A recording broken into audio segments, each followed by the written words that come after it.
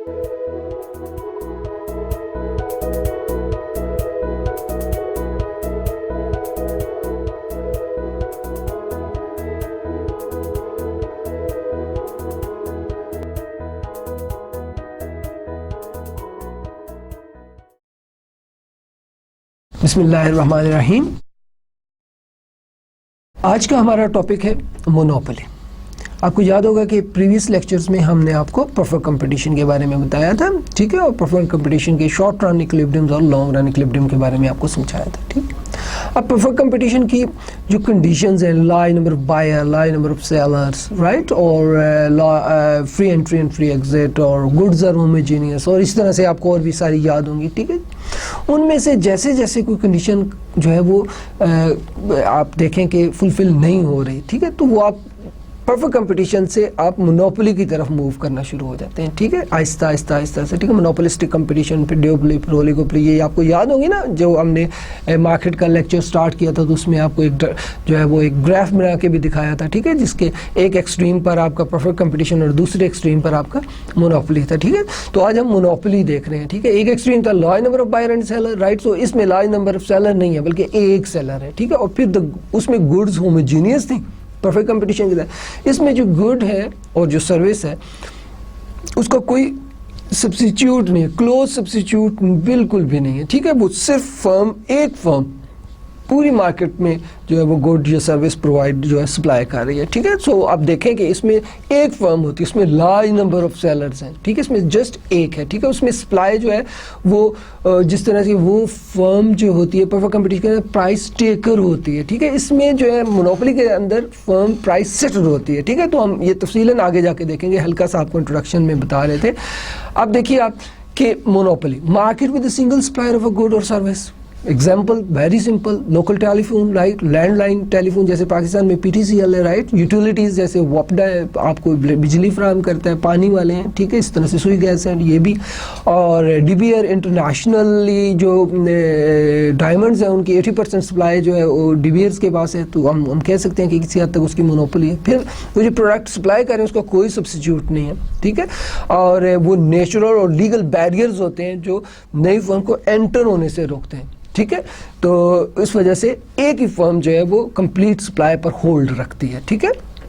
Now look at this कि no close substitute. अब देखिए ना, जैसे कि पार्शियल सब्स्टिट्यूट, बॉटल वाटर में substitute for a part of a city water supply, however for laundry, shower and other purposes there is no competitive substitute, right. So जो पानी आपके घर में सप्लाई होता है, ठीक है, वो एक हद तक वाटर बॉटल जो है उसका सब्स्टिट्यूट है पीने की हद तक, ठीक है। लेकिन अगर नहाने और अगर फर्श धोने और कपड़े धोने की बात आप करेंगे तो फिर वाटर बॉटल जो है उसका सब्स्टिट्यूट नहीं है, ठीक है। तो वो पार्शियली सब्स्टिट्यूट हो सकता है लेकिन मुकम्मल सब्स्टिट्यूट नहीं, ठीक। अब एक और बात है कि अगर नई फर्म्स, नई प्रोडक्ट्स जो एंटर हो रही हैं, ठीक है, तो वो एग्जिस्टिंग मोनोपोली जो है उसको वीक करते चले जाएंगे। जैसे कि आप देखें कि पाकिस्तान पोस्ट ऑफिस जो था वो उसकी कंप्लीट मोनोपोली थी, ठीक है, एक सर्विस प्रोवाइड करने में, ठीक है। आपकी जो पोस्ट है या डाक है वो जो है एक शहर से दूसरे या एक जगह से दूसरी जगह पहुंचाने में। लेकिन अब TCS आप बड़ी अच्छी तरह से जानते हैं, ठीक है, TCS भी आ गया, ईमेल, फैक्स, ये सारी चीज़ें जो है वो नई प्रोडक्ट्स जो है इन्होंने आके पाकिस्तान पोस्ट ऑफिस की मोनोपोली को वीक कर दिया, ठीक है। और इसी तरह से नई प्रोडक्ट एग्जिस्टिंग मोनोपोली को वीक भी कर देती हैं और न्यू प्रोडक्ट्स आके मोनोपोली कायम भी कर देती हैं, जैसे IBM PC open the door of the Microsoft DOS, okay, you know that, right. Now barriers to entry, natural barrier और लीगल बैरियर्स, ओके। सो ये दो किस्म के बैरियर्स होते हैं। Natural barrier, technology enables one firm to meet entire demand at a lower price than two or more than the firm, right? So technology आपको कोई चीज़ produce करने के लिए आप अब देखें ना, इंफ्रास्ट्रक्चर की बात कर रहे हैं हम, देखें इलेक्ट्रिसिटी प्रोवाइड आपको करता है वोपडा, राइट। अगर इस यूटिलिटी को प्रोवाइड करने में इसके कंपटीटर्स भी आ जाएं तो देखिए आपकी गली में जो है एक खंबा और चांद तारें गुजर रही हैं, ठीक है, और सिर्फ वोपडा की हैं। अगर वो कंपटीटर भी 3 या 4 कंपटीटर्स आ जाएं तो आपकी गली में से आप जस्ट इमेजिन करें कि एक की बजाय 4 खंबे हों और 4 तारों की बजाय जो है वो 16 तारें जा रही हों, तो फिर किस किस्म का मैस जो है वो क्रिएट हो जाएगा, राइट। सो इसी तरह से जो ये टेक्नोलॉजी भी है ना, ये enable one firm to meet entire demand at lower price than 2 और मोर देन फर्म को बड़े पैमाने पर इकोनॉमीज भी मिलती हैं, वो हम डिस्कस करेंगे, ठीक है। Economies of scale, one firm cheaper than other, right. So ये भी एक इकोनॉमीज ऑफ स्केल भी एक जो है ना natural barrier, right. So acquisition of competitor भी है, utilities are example, power plants हैं, ठीक है जी। तो ये सारे नेचुरल बैरियर्स हैं, ओके। सो पावर प्लांट कोई ऐसी चीज़ नहीं है, ठीक है जी, कि जो कोई हर नई फर्म आए और वो पावर प्लांट लगा ले और इलेक्ट्रिसिटी सप्लाई, तो ये इतने बड़े पैमाने पर होता है कि इसके लिए जो है ना वो नेचुरल जो बैरियर एंट्री पर लग जाता है, ठीक है। इसी तरह से लीगल बैरियर्स आप देखें, ओनरशिप एक बहुत इंपॉर्टेंट चीज़ है। जैसे कि आप देखें कि मिनरल्स हैं, मिनरल डेवलपमेंट ऑफ पाकिस्तान जो है वो ओन करती है, ठीक है। तो ओनरशिप जो है रॉ मटेरियल पर भी आपको जो है मोनोपोलिस्ट बना सकती है, आप मोनोपोली कायम हो जाती है, ठीक है जी। नेचुरल रिसोर्सेज पर और किसी चीज़ को प्रोड्यूस करने के पेटेंट राइट्स होते हैं, वो पेटेंट राइट्स भी मोनोपोली क्रिएट कर देते हैं। फिर पब्लिक फ्रेंचाइज और एक्सक्लूसिव लाइसेंसेस भी होते हैं कि एक्सक्लूसिवली, जैसे कि आप देखें पाकिस्तान में जो असला बनाने के एक्सक्लूसिव लाइसेंस है वो गवर्नमेंट के अपने पास हैं, ठीक है, और वो गवर्नमेंट खुद जो है वो अपने डिफेंस पर्पसेस के लिए असला प्रोड्यूस करती है, राइट। सो इसका मतलब है कि ownership of the natural resources, patent rights, public franchises and exclusive licences जो हैं ये सारे लीगल बैरियर्स हैं एंट्री पर, राइट। सो मोनोपोली कब होती है? जब कंपटीशन ना हो, एक फर्म पूरी सप्लाई दे रही है, ठीक है जी। अब ये तभी मुमकिन है कि एंट्री पर बैरियर या रुकावट, ठीक है, फ्री एंट्री ना हो। फ्री एंट्री 2 वजूहत हैं जिनकी वजह से जो है एंट्री पर बैरियर लगाए, एक नेचुरल और एक लीगल, राइट। सो जो इस तरह से कि ये वो बैरियर्स हैं जो कंपटीशन पैदा होने से जो है में रुकावट बनते हैं, ठीक है, और मोनोपोली कायम रहती है, ठीक है। अब आप देखिए, ठीक है, अब देखिए बैरियर्स टू एंट्री में देखिए, control over essential resources, economies of scales, right. So legal barriers, required scale for innovation और economies of being established, right. So ये आपके बैरियर्स टू एंट्री हैं, राइट। सो आई होप आपको समझ आ गई होगी। नाउ मोनोपोली, प्राइसिंग और प्रोडक्शन कंस्ट्रेंट्स की हम बात करेंगे। अब जैसे कि एक फर्म पूरी सप्लाई पर कंट्रोल रखती है, तो क्या इसका मतलब ये है कि जो वो चाहे वो प्राइस को जो है जो मर्जी वो प्राइस डिटरमिन कर दे? क्या इसका मतलब ये है?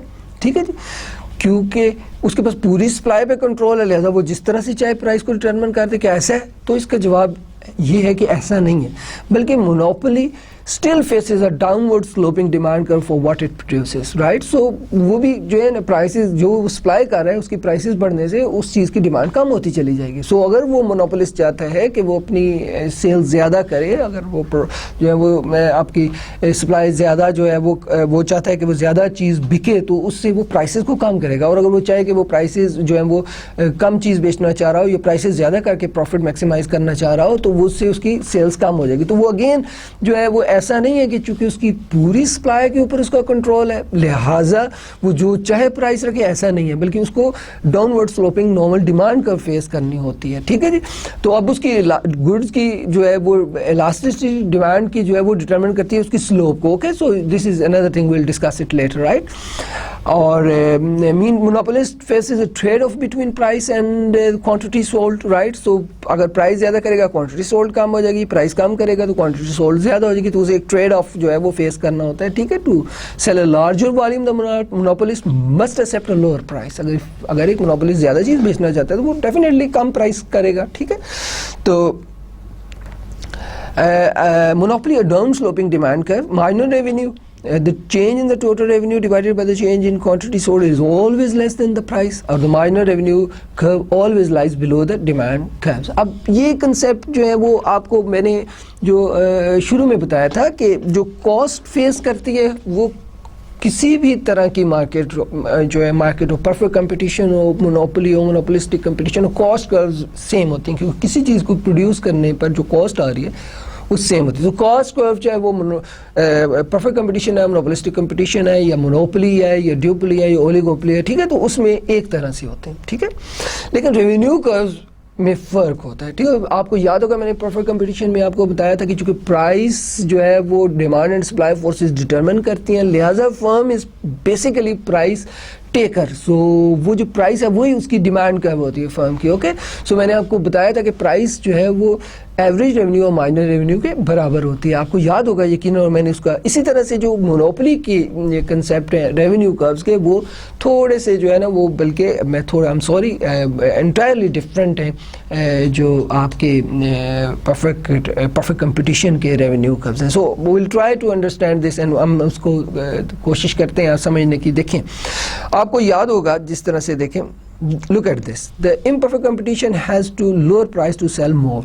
look, अगर देखें अब प्राइस की आप देखें, अगर वो चाहती है कि वो क्वांटिटी ज़्यादा करे, राइट, इधर आप देखें क्वांटिटी ज़्यादा करे, Q1 से Q2 करना चाह रही, ठीक है, तो उसको क्या करना पड़ेगा, प्राइस को कम करना पड़ेगा। क्या करना पड़ेगा, प्राइस को कम करना पड़ेगा। सो अगर वो इसके उलट देखें, आप देखें, अगर वो फर्म जो है वो प्राइस ये P0 P1 से P2 करती है, ठीक है, इस जगह पर, सो इससे क्वांटिटी Q1 से Q2, और इसे वाइस वर्सा अगर वो चाहती है कि वो जो है वो प्राइस बढ़ाए तो उसको सेल उसकी जो है क्वांटिटी सोल्ड कम हो जाएगी। So imperfect competitor has to lower prices to sell more, और you know if they want you know if they increase the price तो उनकी क्वांटिटी सोल्ड जो है वो पहले की निस्बत कम हो जाएगी, राइट। सो अब देखिए आपको याद होगा कि परफेक्ट कंपटीशन के तहत हमने आपको रेवेन्यू कर्व्स जो है वो ड्रॉ करने सिखाए थे। इसी तरह से आज हम आपको मोनोपोली के तहत जो है रेवेन्यू कर्व्स ड्रॉ करने सिखाएंगे। और मैंने आपको थोड़ी देर पहले बताया था कि फर्म जो है मोनोपोली वाली फर्म वो उसको downward sloping demand curve face कर रही होती है, और अगर उसने अपनी सेल बढ़ानी है, क्वांटिटी सोल्ड बढ़ानी है, तो उसको प्राइस कम करनी है, ठीक है। सो आपको डिमांड कर्व का स्टैंडर्ड इक्वेशन तो अच्छी तरह से याद होगा, ठीक है। Let me right that standard form, that is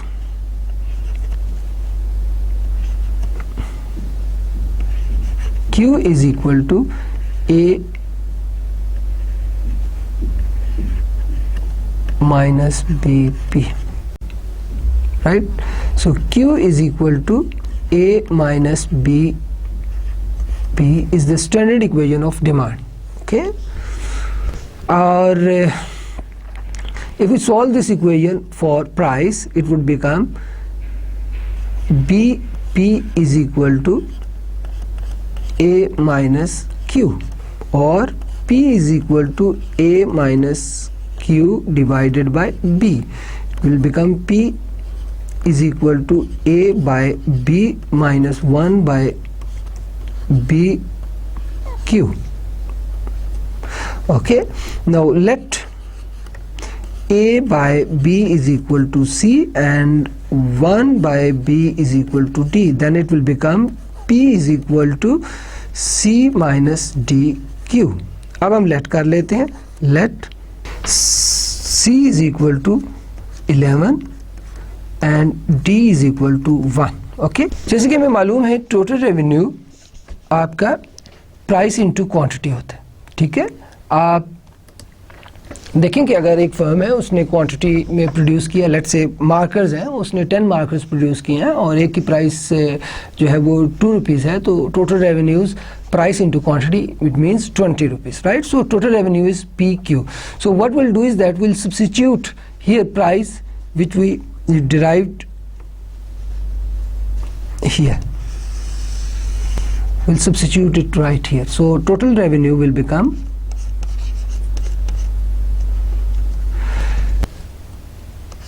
C minus DQ into Q. Okay, so total revenue is equal to CQ minus DQ square. Okay, so now what we'll do is that it's very simple. Substitute, you know, here C11 and D is equal to 1, or you can do is that find the average revenue. We know that average revenue is equal to total revenue divided by quantity. Okay, now average revenue is equal to total revenue, which is equal to CQ minus DQ square divided by quantity. Okay, now average revenue equal होगा C Q divided by Q minus DQ square divided by Q. Okay, so average revenue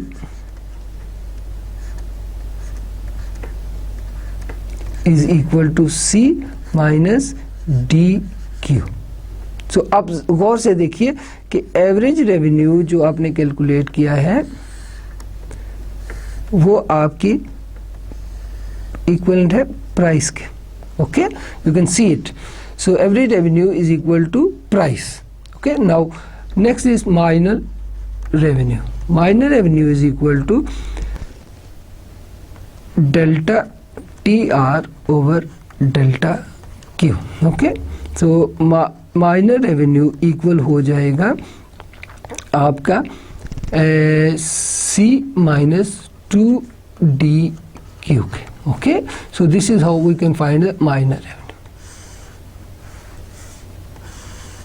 okay, now अगर हमने जो assume किया था यहाँ पर कि आपका D1 है और C11 है, तो अब टोटल रेवेन्यू की स्टैंडर्ड इक्वेशन जो हमने देखी वो थी CQ minus DQ square.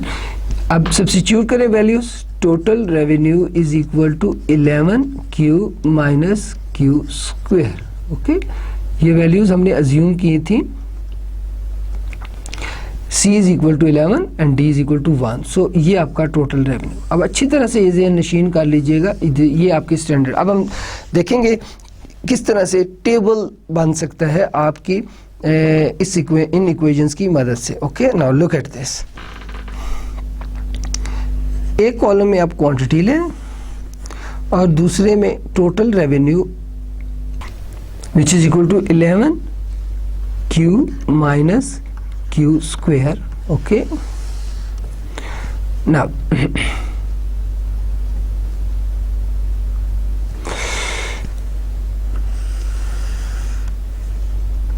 average revenue is equal to total revenue over quantity and marginal revenue is equal to change in total revenue divided by change in quantity. Okay, now अब आपने देखना है कि किस तरह से हम ये टेबल डेवलप करते हैं.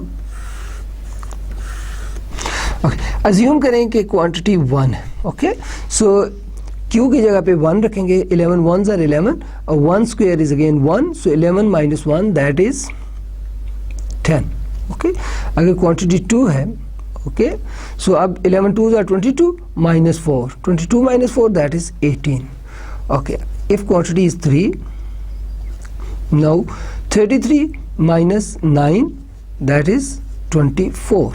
Okay, if it is 4 that is 44 minus 16 that will become 28.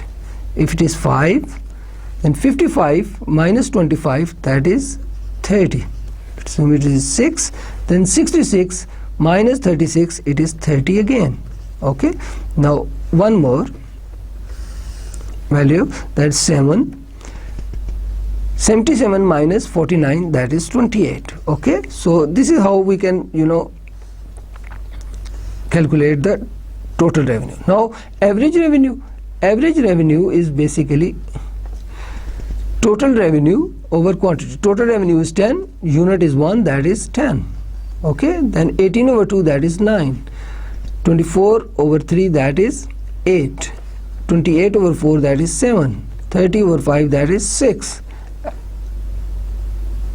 and 30 over 6 that is 5. Okay, this is 6, and 28 over 7 that is 4. Okay, so this is the average revenue. आपने देखा कि जैसे जैसे क्वांटिटी आप ज़्यादा करते जा रहे हैं एवरेज रेवेन्यू कम होता चला जा रहा है. Minor revenue obviously net change आती है टोटल रेवेन्यू में. सो जब हमने 2 यूनिट प्रोड्यूस किए तो टोटल रेवेन्यू 18 है, तो इसका मतलब क्या हुआ कि माइनर रेवेन्यू आपका 8 है. 18 माइनस 10, और देन थर्ड यूनिट 24, तो 24 minus 18 that is 6, and 28 minus 4 that is 4. Okay, now 30 minus 28 that is 2, 30 minus 30 that is 0, and then it is minus 2। Okay, so ये आपका माइनर। अब आप कुछ रिलेशंस देखें। आप फर्स्ट यूनिट टू 6 यूनिट आपका total revenue increase हो रहा है, 6 यूनिट के बाद आपका टोटल रेवेन्यू डिक्रीज हो रहा है। थ्रू आउट एवरेज रेवेन्यू आपका फ्रॉम फर्स्ट टू 7 यूनिट आपका डिक्रीज होता जा रहा है। लेकिन टोटल रेवेन्यू और माइनर रेवेन्यू को रिलेशन देखें आप जरा गौर से, कि जब आपका टोटल रेवेन्यू मैक्सिमम है, प्रूव हो गया 6 यूनिट पर टोटल रेवेन्यू आपका मैक्सिमम है, तो माइनर रेवेन्यू कितना है, 0। जब टोटल रेवेन्यू मैक्सिमम होता है तो माइनर रेवेन्यू 0 होता है, और जब टोटल रेवेन्यू डिक्रीज करना शुरू कर देता है तो माइनर रेवेन्यू नेगेटिव हो जाता है। अगर आप इसे ड्रॉ करें, okay, so it would be like that. If you draw total revenue curve would be like this. यहाँ पे आप टोटल रेवेन्यू ले लें और यहाँ पर आप क्वांटिटी ले लें, और देखिए आप गौर करें यहाँ पर आपका टोटल रेवेन्यू इस क्यू स्टेरिक पर जो है मैक्सिमम है, ठीक है, ये क्वांटिटी और ये आपका एवरेज रेवेन्यू। और अब आप देखें कि जब हम इनको ड्रॉ करेंगे तो ये आपका एवरेज रेवेन्यू का कर्व बन जाएगा, ठीक है, और से माइनर रेवेन्यू का कर्व है। अब गौर करें जहाँ पर आपका टोटल रेवेन्यू मैक्सिमम है वहाँ पर आपका minor revenue 0। So total revenue इस जगह पे मैक्सिमम है, माइनर रेवेन्यू उस क्वांटिटी पर 0 है, ठीक है।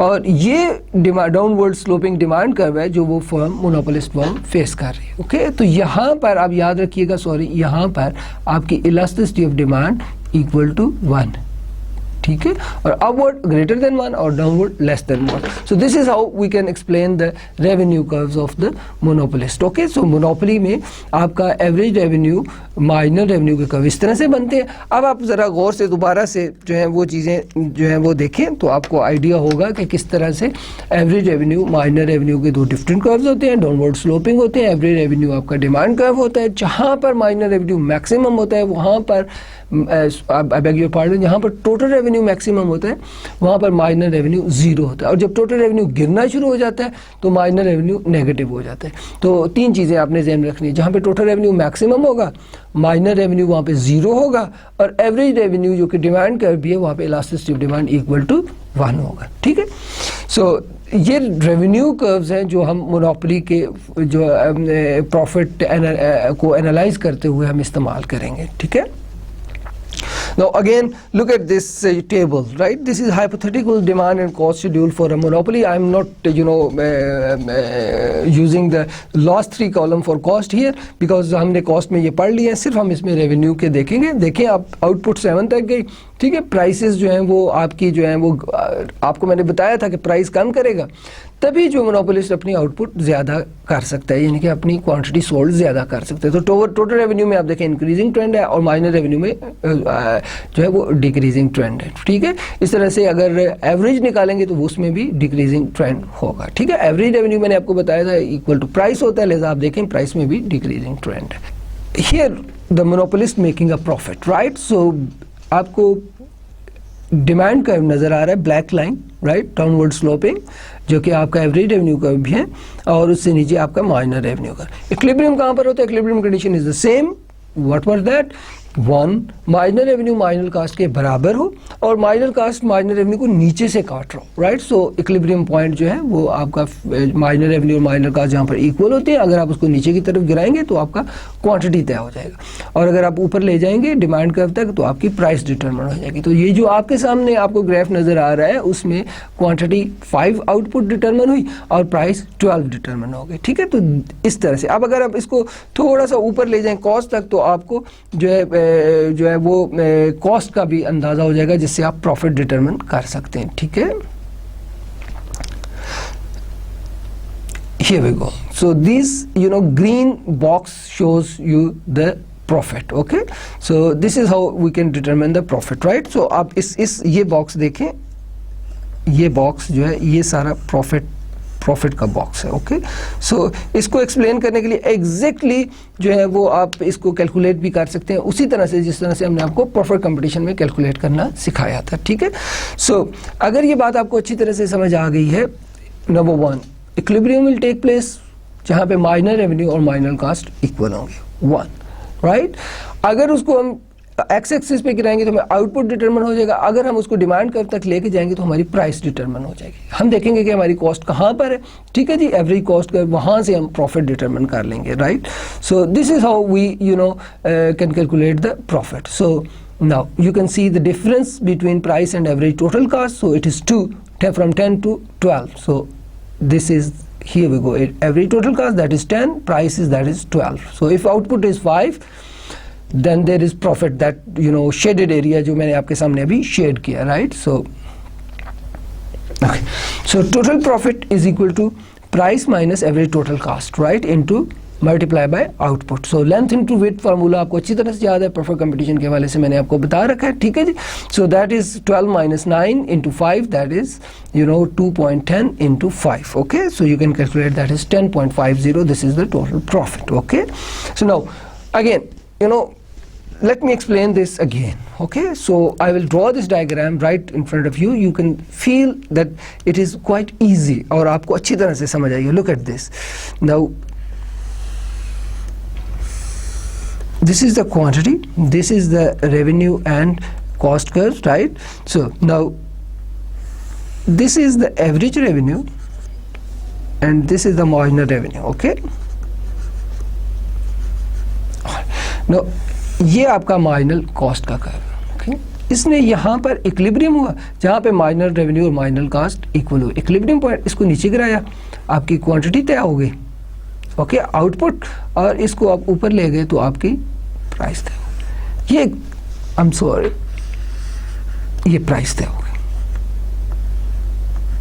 गई। ये उस फर्म का एवरेज कॉस्ट कर्व है, सॉरी। सो आप इसको देखें, यहाँ से आप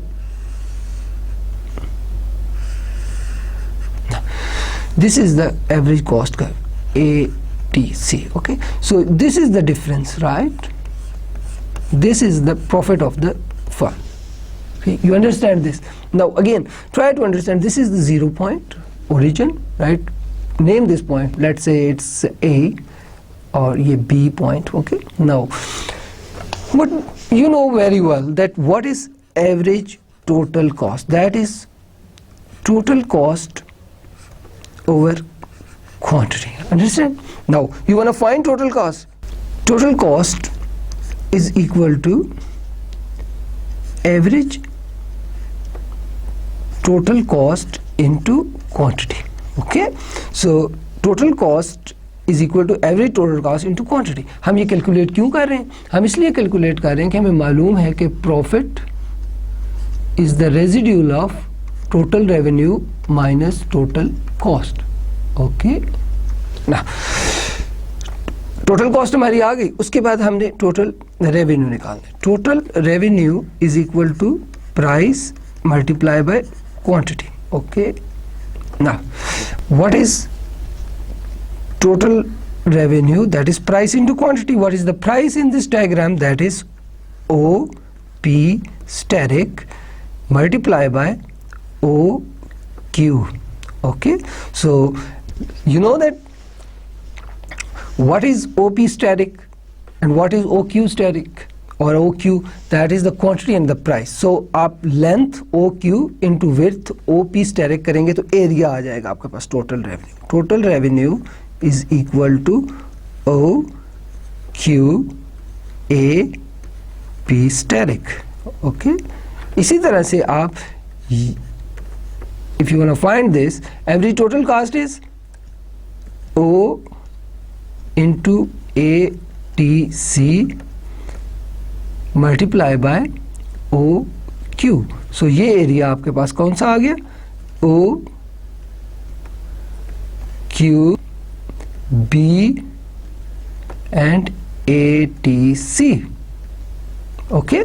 So अब आप देखें कि this area is total cost area and that area is total revenue area. So profit is equal to total revenue, that is OQ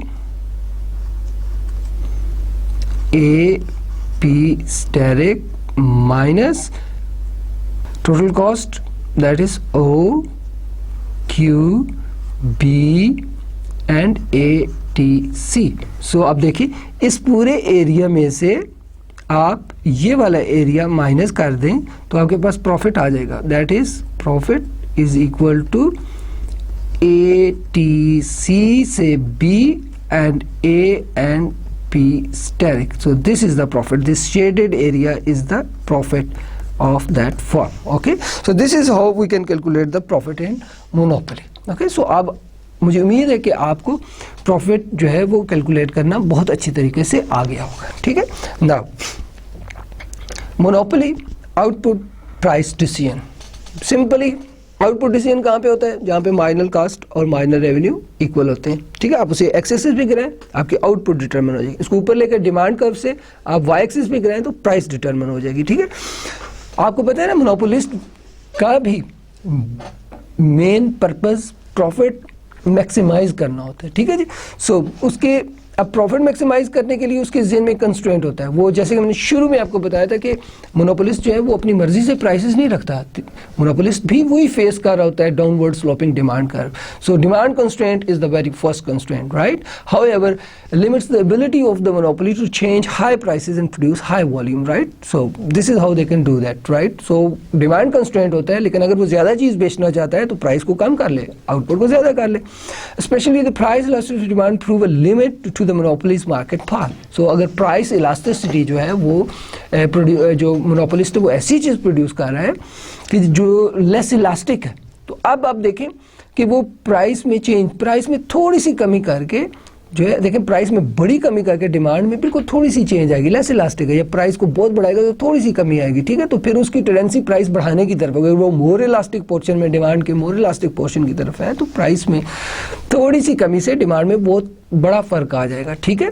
so the monopoly still maximize profit when M R is equal to M C. जहाँ पे marginal revenue और marginal cost equal होते हैं वहाँ पे जो monopolist जो है वो प्रॉफिट को मैक्सिमाइज कर रहा होता है. Normally the monopoly is able to earn economic profit and do so indefinitely. वो normal profit economic profit earn करते हैं और वो हमेशा ऐसे ही करते हैं. ऐसा क्यों है भला? क्योंकि उन्हें एंट्री का डर नहीं है, न्यू एंट्री का डर नहीं है. ठीक है. वो न्यू एंट्रेंस नहीं मौजूद. ठीक है. बैरियर्स हैं, नेचुरल और लीगल बैरियर्स हैं. नई फर्म इस इकोनॉमिक प्रॉफिट को देख के फर्म में एंटर नहीं हो सकती. ओके. क्योंकि एंट्री पर बैरियर है. इस वजह से मोनोपोली वाली फर्म हमेशा जो है वो कौन सा प्रॉफिट कमाती है? इकोनॉमिक प्रॉफिट कमाती है. ठीक है. हाँ, अगर कुछ एक्सेप्शंस ऐसी हो सकती हैं कि अगर शॉर्ट रन के अंदर किसी मोनोपोलिस्ट को ये अंदाज़ा हो कि अगर वो हाई प्राइसेस और हाई प्रॉफिट चार्ज करता रहा तो उससे लोग सब्स्टिट्यूट्स की तरफ और नई फर्म सब्स्टिट्यूट की तरफ जाएंगी, या गवर्नमेंट इंटरवेंशन करेगी और सब्स्टिट्यूट को इंट्रोड्यूस कराने की कोशिश करेगी. तो ऐसी सूरत में भी मोनोपोलिस्ट आर्जी तौर पे शॉर्ट रन के अंदर जो है वो नॉर्मल प्रॉफिट कमाता है, लेकिन दैट्स एक्सेप्शन. ओके. ना monopoly, fairness and efficiency. Okay, monopolies are inefficient because price exceed equilibrium demand and supply level. जहाँ पे demand और supply equilibrium बनाती है उससे exceed करती है. ठीक है. Output is less than the equilibrium demand and supply. लिहाजा output जो है वो कम होती है. ठीक है. तो इस तरह से आप कह लेंगे monopolist जो है inefficient होता है.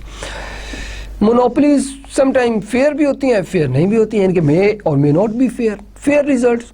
Who is richer, the monopolist or the consumer? Both have market power. Fair rules protect position not available to others. Can anyone acquire the monopoly? Right? So these are the situations which we have to analyze whether they are fair and efficient. Okay? So this is how you can do, right? Monopolist in the short run and the long run. Okay, there is no distinction between the short run and the long run for a monopolist because in both cases वो जो है economic profit earn कर रहा होता है. ठीक है. If there is a demand for their product or service, they make a profit, economic profit. Okay. If there is not enough demand for their product for them to make a profit, they go out of business. They leave the business. Okay. Look at this demand and supply under monopoly. Okay.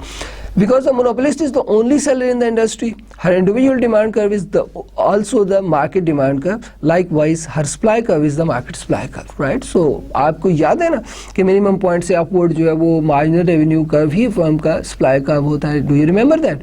सो जो individual जो demand curve होता है वो ही जो है वो monopolist सिर्फ एक ही सेलर होता है ना, इस वजह से उसकी इंडिविजुअल डिमांड कर्व भी मार्केट की डिमांड कर्व होती है, और चूंकि वो इंडिविजुअल सेलर होता है तो उसी की जो सप्लाई कर्व है वो मार्केट सप्लाई कर्व होती है। इसको अच्छी तरह से समझ लें, चूंकि पूरी एक ही फर्म होती है और वो पूरी मार्केट को सप्लाई कर रही होती है, यानी कि पूरी मार्केट में एक फर्म है, राइट। सो उसकी जो डिमांड कर्व है वही मार्केट की डिमांड कर्व होगी, यानी कि फर्म की जो डिमांड कर्व है वो मार्केट की डिमांड कर्व होगी, और जो फर्म की सप्लाई कर्व है वही मार्केट की सप्लाई कर्व होगी। Okay, now the monopolist supply curve is her marginal cost curve.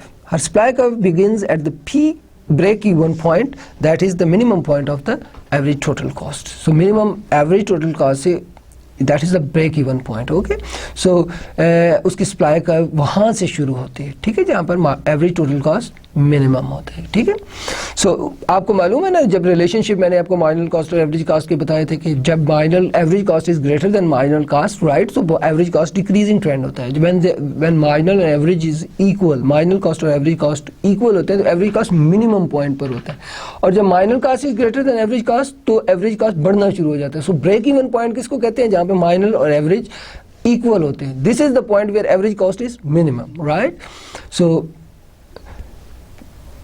That is the break even point. Okay, so इस ब्रेक इवन पॉइंट से ऊपर की तरफ जो मार्जिनल कॉस्ट कर्व है वो आपकी फर्म की उस मोनोपोलिस्ट की सप्लाई कर्व होगी। Okay, limits to the monopoly power, the ultimate limit to the monopoly power may come from the government or from the market itself. Government की तरफ से भी आ सकती है कि गवर्नमेंट जो है मोनोपोली को ख़त्म करना चाहे, अगर जो है वो नेचुरल बैरियर्स हैं या वो लीगल बैरियर्स हैं। नेचुरल बैरियर गवर्नमेंट लाइसेंस किसी और को दे दे, ठीक है, लीगल बैरियर ख़त्म हो गया, ठीक है।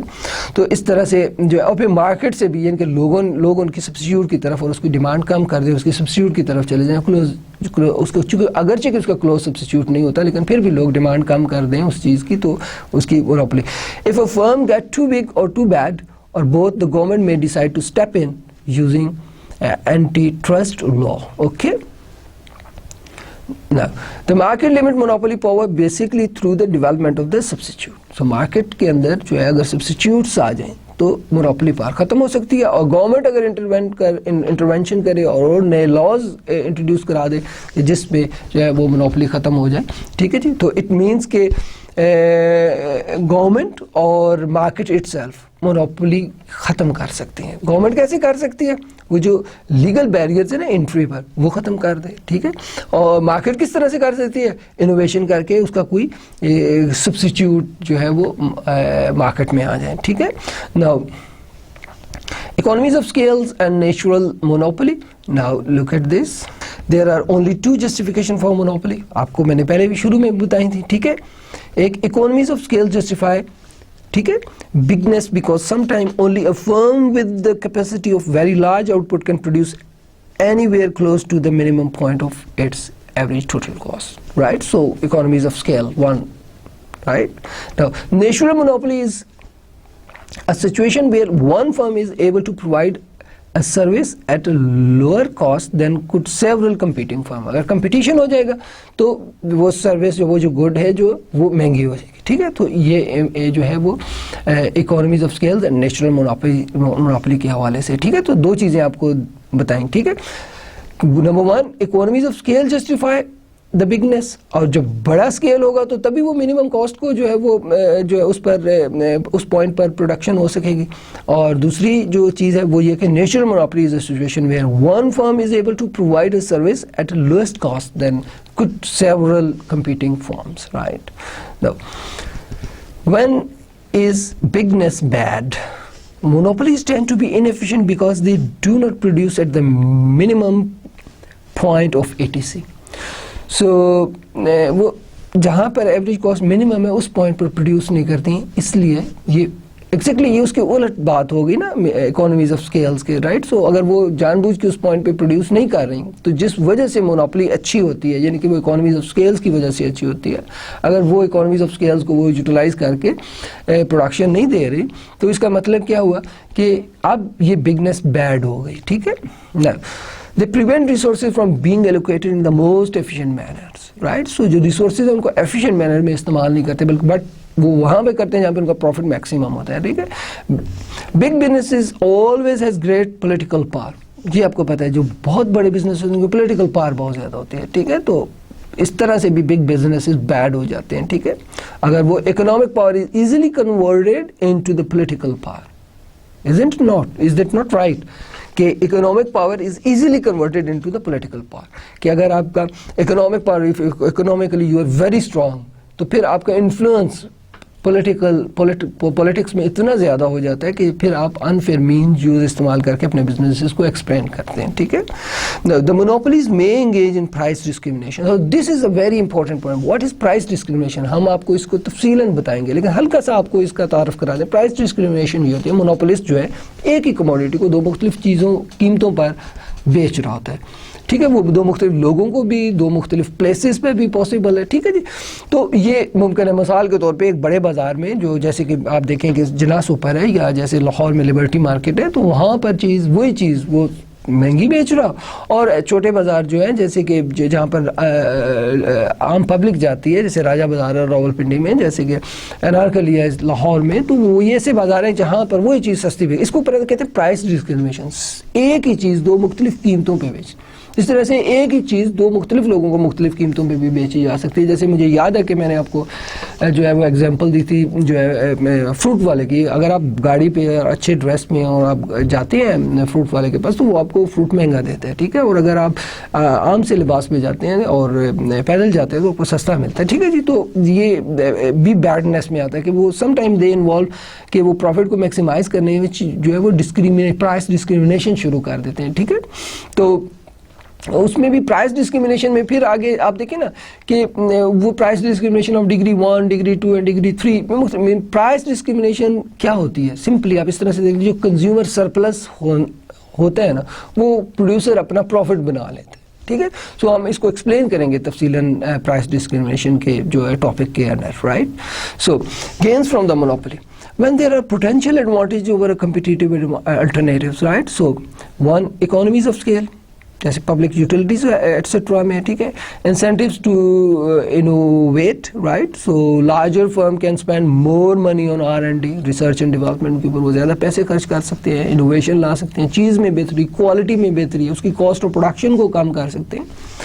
So the concept of critical mass, until a firm reaches a certain size, it cannot perform the R&D function required to maintain viability and innovation. For example, जैसे कि आपको मालूम है जो आपकी दवाइयों की इंडस्ट्री है, ठीक है, फार्मेसी जो है, ठीक है, वो तभी जो है वो जब तक बड़ी फर्म नहीं होगी तो वो इनोवेट नहीं कर सकेगी, ठीक है. So well, now when is bigness good? Now look at this. National monopolies can take advantage of the economies of scales and deliver services much more cheaply than a multitude of the competing firms. So जब competing firm की comparatively monopolies economies of scales का इस्तेमाल करके consumer को commodity या service cheap provide कर रही होती है, तो फिर ये bigness जो है वो good है. अब देखिए ना, economies of scales bigness के साथ है, ठीक है. तो ये remember. Now it is probably all right if a firm is big because it is very good. Is that not right? Firm बड़ी है और वो बहुत अच्छी है, ठीक है, तो ये it's quite all right. Okay. Now if a firm is big because it is bad is another story, right. So ये बिल्कुल उसके जो है ना इनवर्स, उलट, मुतज़ाद, उसके बिल्कुल उलट ये बात है, ठीक है.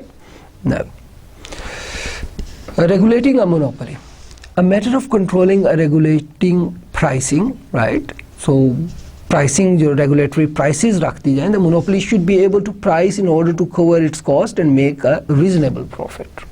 So क्या होता है marginal cost pricing, a pricing rule that set MC is equal to price minus firm may incur an economic loss. Average cost pricing, a pricing rule that sets P is equal to ATC and enables firm to make a normal profit, right. So अगर हम marginal cost के बराबर prices रख दें तो मुमकिन है firm को लॉस हो जाए, ठीक है, इकोनॉमिक लॉस हो जाए.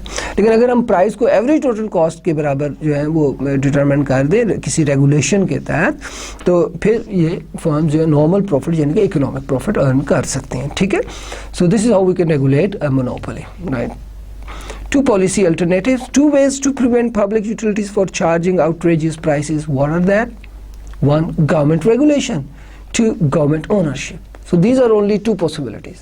अगर यूटिलिटीज को, जो आपका पानी, बिजली, सुई, गैस, राइट, टेलीफोन, अगर हम ये चाहते हैं कि ये गैर मामूली प्राइसेस चार्ज कंज्यूमर से ना करें, तो ये दो पॉसिबिलिटीज है। नंबर वन, गवर्नमेंट रेगुलेट करे कि prices equivalent to average total cost, right, और गवर्नमेंट ओनरशिप, गवर्नमेंट खुद इसे ओन कर ले, खुद प्रोड्यूस करे। जैसे पाकिस्तान में वॉपडा गवर्नमेंट ओन करती है, सुई गैस गवर्नमेंट की ओनरशिप में है, ठीक है, रेलवे गवर्नमेंट की ओनरशिप में है, ठीक है। So these are the two policy alternatives, right, either government regulate और government own the utilities, right? Now, conclusion. Natural monopolies are probably all right, but only if they do not abuse their power. So this is very simple. Natural monopolies बहुत अच्छी हो सकती हैं, लेकिन कब तक? जब तक कि वो अपनी मोनोपोली वाली पावर को गलत इस्तेमाल ना करें। So I hope कि monopoly based, I'm sorry. So second conclusion, that is monopolies based on other factors must be looked on with suspicion, right? Now, they may be up to no good, they may be even illegal. Any monopoly must pass the test of whether or not there are close substitutes. Okay? This was today's lecture. I hope you enjoyed this और आपने अच्छी तरह से समझ लिया होगा। अब monopoly और परफेक्ट कंपटीशन हम दोनों हमने कवर कर लिए, ठीक है। और परफेक्ट कंपटीशन के तहत हमने आपको शॉर्ट रन और लॉन्ग रन दोनों अलग-अलग करके पढ़ाए थे, लेकिन मोनोपोली के तहत हम ये दोनों इकट्ठे पढ़ाए, ठीक है, क्योंकि शॉर्ट रन और लॉन्ग रन मोनोपोली का ज़्यादा डिफरेंस उसमें नहीं होता, ठीक है। सो आप इसको बड़े अच्छे तरीके से देख के आइएगा। इंशाल्लाह नेक्स्ट लेक्चर में हम प्राइस डिस्क्रिमिनेशन, ओलिगोपोली, डिओपोली और इन चीज़ों को डिस्कस करेंगे। और तब तक के लिए खुदा हाफिज़, अस्सलाम वालेकुम।